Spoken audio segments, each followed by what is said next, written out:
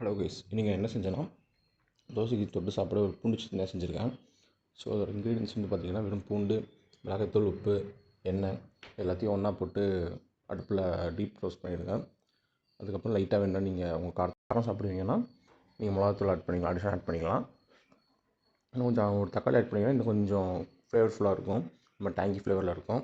So அதுவும் இன்னும் கொஞ்சம் சூப்பராக இருக்கும், டேஸ்ட் நல்லாயிருக்கும். அது செஞ்சு தோசைக்கு பேர் பண்ணி சாப்பிட்டேன். ஸோ அது டேஸ்ட் நிஜமாவே சூப்பராக இருந்துச்சு. யாருக்கெல்லாம் பூண்டு டேஸ்ட் பிடிக்குமோ அவங்களுக்கு ரொம்ப ரொம்ப பிடிக்கும். ஸோ அது தோசைக்கு வச்சு சாப்பிட்லாம், நீங்கள் ரைஸ் வச்சு எதுக்கு வேணால் பேர் பண்ணி சாப்பிட்லாம், செம்ம டேஸ்ட்டாக இருக்கும்.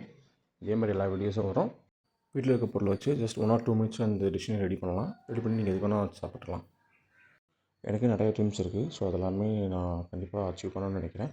அச்சீவ் பண்ணிட்டு கண்டிப்பாக உங்களுக்கு நான் day to day life vlog அப்போலாம் பிளான் பண்ணி வச்சுருக்கேன். ஸோ அதையும் பார்க்கணுன்னா நீங்கள் மறக்காமல் சப்ஸ்கிரைப் பண்ணிக்கோங்க, லைக் பண்ணுங்கள், ஷேர் பண்ணுங்கள். ஸோ ஃப்யூச்சர் வீடியோஸுக்கு வெயிட் பண்ணுங்கள். தேங்க்யூ.